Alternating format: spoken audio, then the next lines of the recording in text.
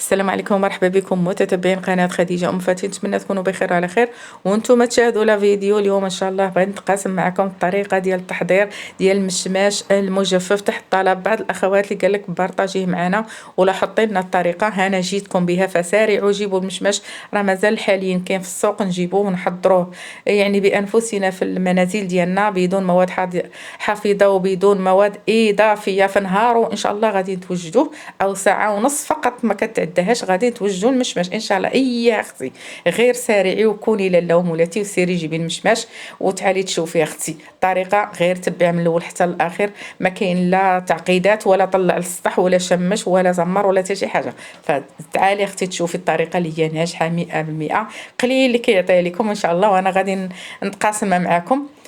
راني حضرته من قبل وصدق ليا ما نقول لكمش كيفاش، وقلت نبارطاجيه مع المتتبع العزاز الغالي، لكن شرط لايكات والشاركات ديالكم الله يسهل لكم فضلا وليس امر. هنا انا جبت صراحه 2 كيلو ديال المشماش، يكون صاين او يكون قاسح، فهمتوا؟ ضروري تركزوا على هاد النقطه هذه.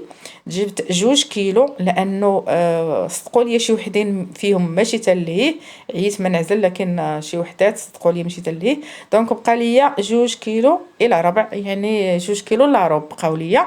هنا كندير 2 فتيحات، فتحه من الفوق وفتحه من التحت، وكنديو نجيب هذيك المشماشه ما بين اليديه هكا في الكف ديالي في ساعه. كنجيبو شي عود ديال لاكلاص او عويد هكا هذوك ديال العسل، او هاد العويد هذا ديال الشينوا، ها هما ديال اللي كياكلوا به الشينوا، كاين يجيبوهم هكا بناتي الصراحه كينفعوني بزاف ديال الحاجات. صافي كنطقب هكا المشماش اخواتي، غسلته بالماء ودرت ليه الخل ومسحته بطبيعه الحال، يكون يعني ما فيه لا ماء لا ماء لا حتى شي حاجه، وكنعقموه. العظم راه كيحيد بسهوله بحال غير كديروا، والله الا زعما لا وقت يديلكم لا والو، غير ما تجيبوش هذاك المشماش كيكون جاري من داخل، فهمتوني؟ جيبوا هذا المشماش هذا اللي كيكون مهبر، غير هو يكون قاصح وتكون مشماشه شاده في راسها. ايوا تعالي اختي شوفي، الا كنتي مازال ما صايبتي تعالي تشوفي الطريقه اللي ساهله مهله، وكاع ما يغركم يقول لكم راه صعيب وكيفاش غندير ليه، فالطريقه راه ساهله مهله. وتعالي تشوفي، حيدي العكس وسيري بعدا جيبي المشماش وتعالي اختي. هنا من بعد ما حيدت لي هذاك البذور او العظومه كامل، درتو في هذيك القصيريه وصافي. اخواتي انا تبعت معكم، درت معكم مرحله بمرحله، راني ما زقلت حتى شي حاجه، غير سيروا معايا بشويه بشويه وسافوا اختكم خديجه وتفاعلوا معها، وعافاكم اللايكات والاشتراكات. الله يسهل عليكم، راه اللي عنده شي متتبعين ديالو راهم مساندين، وحتى انا راني فرحانه بكم، ولا لقيتكم دايرين شي تعليق اللي هو زوين وكيليق بالقناه فكنفرح بزاف. هاد العظيمات راه ما كانش غاداش نتخلص منهم دابا حتى تشوفوني اش غادا ندير بهم. غادا نجيب هنا طنجره اللي تكون عريضه شويه، ما تواجدش عندكم ماشي مشكل، غديروا غير شي كاسرونه وغديروا على شكل دفعات باش ما يجيكمش شي فوقشي. نحتاجوا يطرو ديال الماء، يا اختي يطرو ديال الماء غادي نديرو، وغادي ندير 700 غرام ديال السكر ديال سنيده. غتقولوا بزاف ولا شي حاجه، الا ديروه ما ديروش قلل منه، راه ما غيصدقش لكم مزيان، لانه واخا تشوفوا حتى المشماش كيجيكم راه مهبر وهذا، وسبحان الله راه فيه واحد الحموضه، حتى ملي كنكونوا حضروه كوفيتير فكيحتاج معنا السكر اكثر. هنا درنا واحد 4 معالق ديال المسحوق ديال الزهر. اختي كيجي زوين، كيجي لذيذ وكيجينا داك المشماش يعني منكه. لانه كنحتاجوه الوصفات كان بحال هذا المسحوق، فكنديروا تقريبا بزاف ديال سميتو. عرفتوني علاش كنهضر، سمحوا لي بعض المرات الهضره كتمشي وكتراجل، مع التسجيل راه البنات كاع عارفين. خليت هذاك السيرون يغلي، من بعد ما كيغلي اخواتي كنخليه واحد 15 دقيقه. هنا دوك العظيمات هانتوما قلت لكم ما غرميهمش، لانه كيعطيو واحد المذاق خطير. حتى في المشماه في الكونفيتير راه كنديروه من بعد كنحيدوهم، علاش؟ راه مالين الناس اللي كيعرفوا كيديروه من بعد كيحيدوه، كيعطي واحد المذاق رائع رائع. صافي هنا من بعد ما غلا لي واحد 5 ديال الدقائق تقريبا كنحيد هاد العظيمات بسهوله، غير شي شبكه راه بزاف بزاف كيتحيد، ولا المعلقه كيف ما درت انا، المعلقه خشبيه اللي درت هنا، درت واحد نص معلقه ديال سنيده الحامضه. الا ما عندكمش ديروا واحد 4 كاس ديال العصير ديال الحامض. غتقولوا خديجه علاش درتي سنيده الحامضه؟ لا اختي كتجي زوينه، والناس اللي هما ما شاء الله عليهم راه كيديروه. هنا غادي نديروا دفعه واحده، فهمتوني علاش قلت لكم خذوا المشماش يكون صحيح. هنا من بعد ما كيغلي كنبقى نقلب مره وكنقلب منها وكنقلب منها بشويه علينا. هنا راه حيت شاد في راسو كاع ما كتخافوا. درت واحد الخطا طحت فيه، راه والله ما نخبي عليكم. علاش هنا خصني ما نفوتش 5 ديال الدقائق ملي كنحطوه هنايا في الطنجره، ما تفوتوش 5 ديال الدقائق. واخا يجيكم هذاك المشماش قاصح وشاد في راسو ما تفوتوش 5 ديال الدقائق. انا درت لاله 10 ديال الدقائق. قال لك زياده من راسك راس الحماق ولا كيفاش يقولوا ليها. هنا كندير واحد التبصيل تقلت عليه الصراحه، ما خصنيش نفوت 5 ديال الدقائق لانه فوت لي فيه شويه ديال الطياب، غير كيجيكم كيعدكم شويه بالهزان وصافي بحال كيهرى. صافي كنبقى نقلب فيه. هانتوما اخواتي ما ديروا غير 5 ديال الدقائق. انا ما نكذبش عليكم، راه قليل اللي كيقول الحقيقه، يعني نبينوا لكم هكا، ولكن لا، ما نبغيوكمش اخواتاتي اللي طحت فيه حتى نتوما طيحوا فيه. انا جبت هاد الشبكه هذه، ولكن اخواتي راه جاتني عريضه هذه الشبكه اللي كنديروا ديال الكيكه. ولا جبت حتى ديال الفران، ديال الشوايه ديال الفران الكهربائي، حتى هي جاتني عريضه لانه هو خاصه هرى ليا شي شويه ماشي بزاف، ولكن ما بقاتش شاده في راسها، يعني بحال كيدلا ليا قنتها من الشبكه. رانا من بعد غادي نحيدو اخواتي، غادي نحيدو. ولا عندكم شي شبكه العيون ديالها ضيقين هي يستحسن باش ما يهبطش ليكم.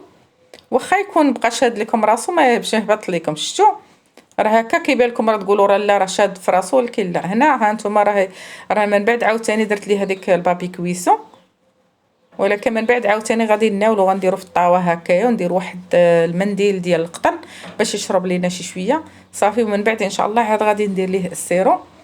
ها انتم اخواتي كيفاش جا هكا، راه تقولوا لا راه شاد في راسو، ولكن لا راه شي شويه. فهمتوني اخواتي؟ خصو يبقى شويه شاد في راسو.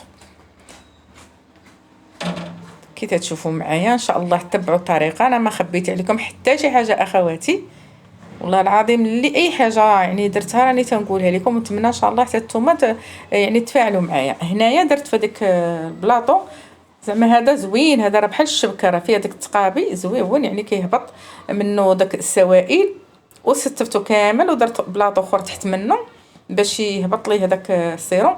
اخواتي شعلت عليه البوطه، خليته اكثر من نص ساعه حتى ولا لنا السيرو ولا لنا بحال العسل.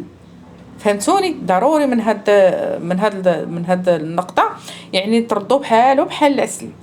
تشعلوا عليه البوطه وهو غليان، يلا ان طفيت عليه هكا البوطه غادي نخويه على داك المشماش كي تشوفوا معايا، وغادي نخليه هكا. ودرت ليه البلاطو من التحت وغادي نخليه بحال يعوم في داك السيرو صافي. غنخوي عليه بهذه الطريقه هذه. ما نقول لكمش غتقولوا السيرو بزاف وغادي يشيط، بالعكس انا فرحت به ملي درت بالزايد وبقى ليا، لانه كنحتاجوا الوصفات بزاف نسقيو به الكيكات بزاف الوصفات وصافي. وحيت منكه فيه طايف فيه داك المشماش، فيه داك الزهر، فيه هذيك نص معلقه ديال سنيده الحامضه، يعني جا زويون اخواتي. عرفتوا غزال احسن ما داك العسل اللي كنديروا به الشباكيه. وكنبقى نخويه هكا، غادي نخويه كامل فوق منها، وراه تحت منه هذاك البلاطو يعني يجينا هكا عايم كما تنقولوا، يعني يجي يغرق لنا في هذاك السيرم. واحد القضيه كاين اللي كيهزوا اخواتي ويحطوه في هذيك الطنجره، لا واخا يكون لكم شاد في راسو لا ما ديروش هذيك الطريقه، راه غادي تعجل لكم ويعذبكم. ستفوه بحال هكا وعاد خويو عليه باش يجيكم مزيان. بالنسبه للطريقه ديال التجفيف، حيت حنا ما بقاش لنا بزاف على العيد الكبير، حنا مقبلين عليه واليوم ولا عصر الصراحه السرعه. جوج ديال الطرق اللي كاين، طريقه كاينه ديال الفران اللي غندير انا، والطريقه الثانيه هي ديال الشمس. تبقاو تطلعوا الشمس بالنهار وتغطيوه بشي منديل ولا بشي فاصمو، وبالليل تدخلوه. المده ديال التجفيف ديالو بالنسبه للشمس غدي لكم تقريبا واحد 10 ايام، 10 ايام تقريبا. والفران غادي نوريكم هنا، حيت انا غادي ندير الفران كي قلت لكم ساعه ونص تقريبا لا اكثر، او ساعه صافي. هنا ها نتوما راه حيدت هذاك السيرون درتو في هذيك الطنجره، وهنا غادي نخليه حتى يتسقطر لينا، عاد غادي ندوزو باش نديرو التجفيف في الفران. هنا درت البابي كويسو في الطاوه او اللاطه ديال الفران، عرفتي جا ناجح 100% خواتاتي، بدون اضافات بدون حتى شي حاجه. في الاول ديال الفيديو كي شفتو راه ما دهنتو لا بزيت، كاين اللي كيدهنوا الزيت باش يعطي اللمعان، كاين اللي كتقول لك الفران ما زوينش كيخليه اللون داكن. لا خواتاتي ما كاينش كاع في هذا الشيء هذا. يمكن هذوك اللي كيجيهم اللون داكن كيخليو الفران شاعل عليه وكيديروا ليه البابي كويسو من فوق منه. لا، الطريقه الناجحه ديال الناس اللي هما راني تشوفوا المشماش كيف داير ما شاء الله، هي تشعلوا الفران تيسخن مزيان ومن بعد تطفيوه وتخشيو المشماش ياكو، تخشيو الطاوه الفران وسدوا عليه وخليه بقى واحد 15 دقيقه ولا 20 دقيقه حتى يبرد الفران، عاود خرجوه وكتكرروا هاد العمليه. انا شحال دات ليا تقريبا، دات ليا شي 6 ديال المرات، كررتها 6 ديال المرات رغم الفران ديالي ما شاء الله كيسخن بزاف. وكاين اللي راه ممكن يدي له حتى 8 ديال المرات. لا ما تخافوش ولا تخلعوا تقولوا نضلوا نشعلوا الفران، ولا راه ساهله اصلا الفران كيكون باقي راه دافي، غير كتشعلوه هكا يسخن. ها نتوما هذه المره الاولى باش ما نطولش لكم الفيديو. اش كنديروا هنا كنحاول نقلبوا، كنشد المشماشه وتنقلبها، هذيك البلايصه اللي بقات مطبوعه هذاك غير الطابع ديال العسل، من بعد راه غادي ينشف بلا ما تبدلوا ليه البابي كويس ولا شي حاجه. لا هذاك راه غير السائل، تقولوا حرقه ولا شي حاجه، لا اخواتي راه غير السائل هبط في هذاك البابي كويسو، يعني فريمون راه غادي يعطيكم هذاك اللون. تنقلبوها بحال ما هكا بطريقه سهله مالا شويه الخاطر، خاصه معانا هذا شي شويه هرا، ايوا خصني ضروري الخاطر. ها نتوما وكان بحال هذيك اللي هراو ليا اش ندير تنقادهم بالاصابع ديالي باش يجيونا مقادين اخواتي. صافي تنكرر هاد العمليه كيف قلت لكم.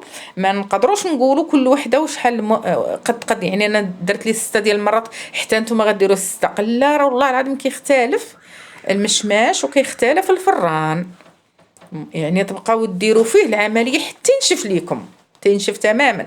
ما يغركمش تقولوا ما الفلانه دارت غير 3 مرات ولا وحده دارت 20 مره. لا، غتبقاو ديروا هكايا، تشعلوا الفران حتى يسخن مزيان وتطفيو وتدخلوا المشماش ديالكم وتخليوه يبقى حتى يبرد عليه. ها هي النتيجه اخواتي، يعني الصوره راهي شارحه راسها. ها انتم اخواتي شفتوه. بالنسبه للاحتفاظ باش ما ننساش، ممكن ديروا غير في علاب وتخليوه غير في البلاكار، ممكن ديروا في يعني في علاب النيت وديروه في المجمد الا بغيتوه يبقى لكم مده اكثر. ها انتم اخواتي شفتوا، يعني ما لاحقاش ساعه ونص صراحه، ساعه واحده في ساعته راه كيوجد لكم. بغيتو ديروا في الشمس عاوتاني نفس النتيجه تقريبا، غير بقاو غادي يعذبكم كل نهار خرج دخل خرج دخل، شويه كتجي صعيبه وخاصكم تحافظوا عليه من الغبره ولا شي حاجه. ما الطريقه ديال الفران جاتني الصراحه احسن. وشوفوا اللون، بزاف ديال الاخوات تيقول لك لا تيولي داكين، لا هادو كيشعلوا لي الفران انا متاكده، راه ما خبيت عليكم حتى شي حاجه. ولكن نتوما ما تبخلوش عليا اللايكات والاشتراكات ديالكم. الله يسهل عليكم ويخلي لكم ما عز عليكم ويعطيكم مناول في خواطركم، ويدخل عليكم العيد وانتم بصحه جيده يا ربي، وحق لكم كاع اللي بغى كيتمنى شي حاجه يجعل ربي يحققها ليه. والسلام عليكم.